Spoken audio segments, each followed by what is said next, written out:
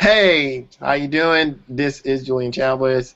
Of course, I'm a professor at Rollins College and one of the curators of Rethinking the City.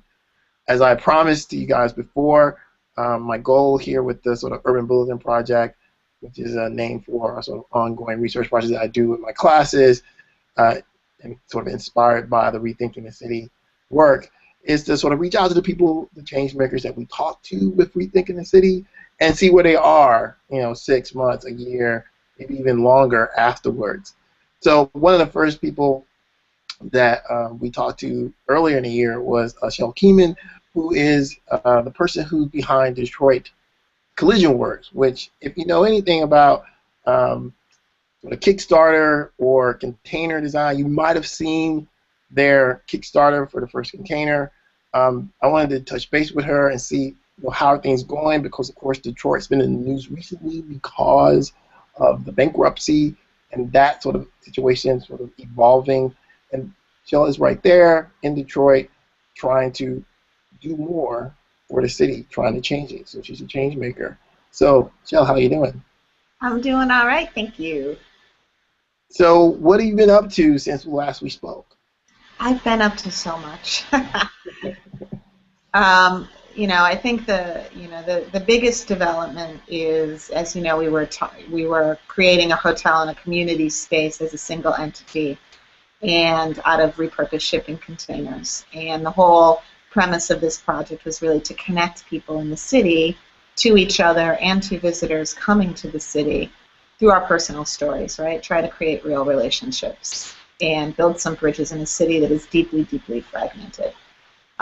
Since we last talked, we have split off the community building components of that project into its own nonprofit, so we can kind of separate the budgets and the projects between a hotel and the community work that we're doing, which has helped on both sides add some clarity, both to how we're serving the needs of the city and Detroiters, as well as what we're trying to do from a business perspective. Sustainable. So one of the things that I think a lot of people remember from our initial conversation was the amazing visuals that you had around your hotel idea. Uh-huh. Really compelling. So where are you in terms of your hotel and that great idea, and like how are things changing on the ground around that? Things are moving. It's funny. When I originally came here, I thought it would maybe take me a year and a half to do this project. I'm in my third year right now, and some people warned me early on that it could take 10.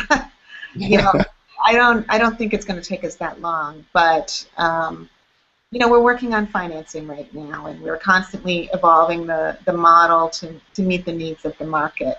So, for example, we have a hotel made out of shipping containers in a neighborhood, Eastern Market in Detroit, that we're developing, and that neighborhood also needs housing, right? So, can we add residential to this property, which will make it more attractive to the regional funders? So we're playing around with that. We're continuing to talk to state and regional and private investors. We may be kicking off a pre-development capital raise in the fall with an online group called Fundrise. I don't know if you know Okay. fundrise.com, but they do crowdsourcing for real estate development, and Okay. very, very successful. They just got 80 million in financing for their business in venture capital. Okay. And so we're working on the financing for the hotel. We're tweaking the model, and we're still moving forward. So it's just a long process. One of the things that's happening right now as we get through the bankruptcy, and as people start to have a little more confidence in the market in Detroit, that it is actually growing, that our downtown really is 99% occupied in terms of rental units. That maybe things like a creative hotel in a destination spot like Eastern Market makes sense. We're also starting to attract investors from Asia and from New York and from California, which is encouraging the regional investors to move a little quicker. So I think money is starting to flow. Um, Mhm. towards a variety of projects in the city, and I'm hoping that our timing gets a little better and that we can participate in that. So you spoke about the sort of development of your nonprofit side, which I know from your conversation um, initially with Rethinking the City, you're very committed to sort of nurturing relationships between sort of the established Detroit residents and the new people that have been attracted there. And a lot of people who are familiar with Rethinking the City here have heard a lot about the arts scene Mm-hmm. um, from Rethinking, from our previous sort of speaker. At one point, we had the organizer of Detroit Soup Uh-huh. and, talking to Rethinking the City. Amy. Right, exactly. Which of course has gotten a lot of attention. But there, in fact, are many artistic um, endeavors out of Detroit that sort of intersect with some of our dialogues around urban development and things. So your nonprofit sector seems to be growing and sort of reaching out in the community. And so can you tell us a little bit about what's going on with that? Yeah, sure. Most exciting is we got our IRS tax exempt status, which was 100 pages of filing. So that was Yay, no more taxes. well, it was also legitimizing that our business plan and operations plan isn't totally wackadoodle. That Right. it actually makes sense. And we started a program in, I guess, May called Sparks, and that is quite literally a buddy system between lifelong Detroiters and newcomers. And the goal here, I think, in all of this, both developing the hotel and the nonprofit, I think I'm really playing in the cultural side of gentrification and really trying to create bridges between how things have been and how things are going so that there's some collective consensus about who we are as a city and make sure that everyone is involved and included. And one of the key components is building bridges between the influx of people that are coming to the city to, for jobs, for art, for, do-gooders. That's a fun, that's a category of Detroiters now. Common vernacular, and they're all people with really great intentions, and there aren't a lot of networks or ways into the more established Detroit communities. So we need to do that, right? We need everybody to feel like this is their city, and we need everybody to feel like they can flow through the city, which means we need all the new kids downtown to feel comfortable in the neighborhoods. And we need all the people that live in the neighborhoods to know that it's their downtown too, because right now there's a little bit of a schism there. So, the Sparks program we started with got about 50 people in it, and it's very ad hoc. People are meeting on their own. We've had a couple get-togethers where we get to some pretty real and deep discussions quickly. So that's going pretty well. And then we're also working with the local NPR station to develop stories around some of these new relationships, which I think that'll be fun. The other thing is I'm just kicking off the beginning of a mentoring program, Okay. which is design based to work with high school students in teaching them graphic design skills so that they can communicate a piece of their story.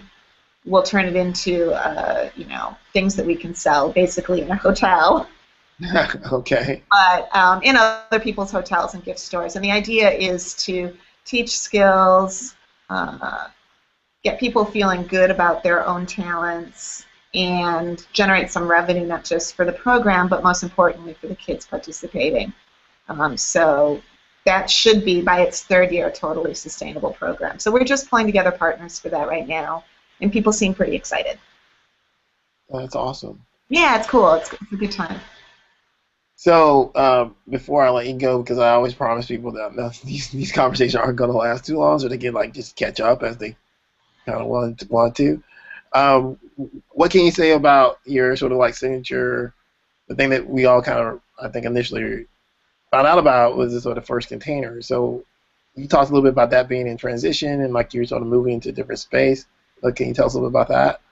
Yeah, I mean, First Container's first year was extraordinary, and it was a marvelous place for people to come together to experience both the architecture of the space, but also to experience each other in the city, and that will continue.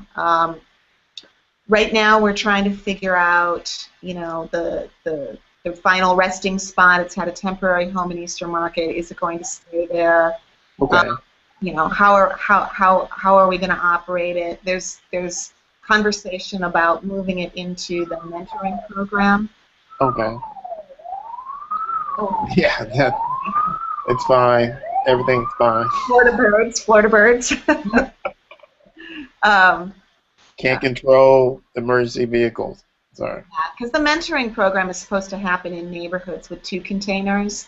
One is Okay. a design lab and one is a lounge like First Container. So we're just trying to figure out our priorities and our resources and how to kind of move that around to make it work for the programs.